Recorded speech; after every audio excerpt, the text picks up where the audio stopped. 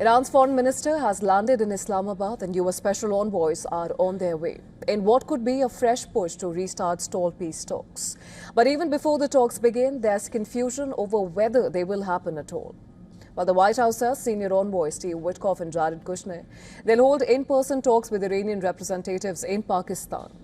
But Tehran is telling a different story. Iranian state media says no direct talks are planned. Instead, Pakistan may act as a go-between, relaying proposals. And Pakistan's foreign ministry said Iranian foreign minister Abbas Araghchi had arrived in Islamabad to discuss the ongoing efforts for regional peace and stability with Pakistani officials, without directly referencing talks with Witkoff and Kushner. Araghchi would visit Oman and Russia after the Pakistan stop to discuss efforts to end the war. Iranian Parliament Speaker Mohammad Bagher Ghalibaf, who led the first round of negotiations with Araghchi, is not attending. Vice President J.D. Vance, who led the U.S. side in the first round 2 weeks ago, would also not be joining for the time being, but was on standby to fly to Pakistan if necessary. The president has decided to dispatch Special Envoy Witkoff and Jared Kushner back to Islamabad.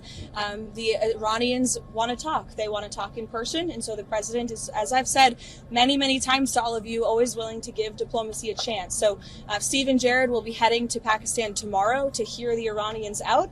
We hope progress will be made, and we hope that positive developments will come from this meeting.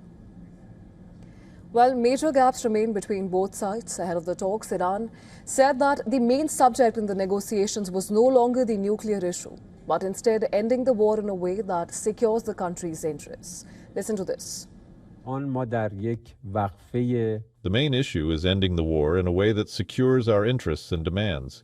From the outset, we said we accepted this ceasefire because it could serve as the groundwork and prelude to a complete end to the war on all fronts, taking into account the country's interests, including compensation, the issue of the Strait of Hormuz, the lifting of sanctions, and all issues that are critical for the country's future. Iran is refusing to negotiate while a U.S. naval blockade stays in place. It has tightened control over the Strait of Hormuz, which is one of the world's most critical oil routes. U.S. military says so far 34 ships have been turned back as part of the U.S. blockade of Iran's ports. 3 merchant vessels have been seized so far. No one sails from the Strait of Hormuz to anywhere in the world without the permission of the United States Navy. To the regime in Tehran, the blockade is tightening by the hour. We are in control. Nothing in, nothing out.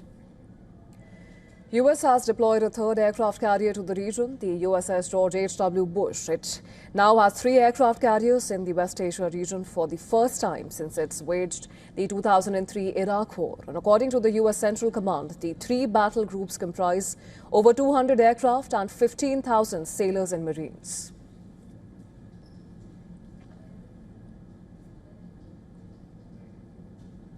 And for more on this, our correspondent Susan Tehrani has sent us this report from New York. Take a look. Washington is signaling cautious optimism ahead of a possible new round of U.S.-Iran peace talks in Islamabad this weekend. Special Envoy Steve Witkoff and Jared Kushner are heading to Pakistan, while Iran's Foreign Minister Abbas Araghchi has already arrived, showing both sides may be preparing for direct engagement through Pakistani mediation. President Trump, in an interview, said that Iran is preparing an offer that could satisfy U.S. demands, though he says details are still very unclear. Press Secretary Caroline Leavitt says that the Iranians want to talk and confirmed the U.S. has seen progress, at least in the recent days.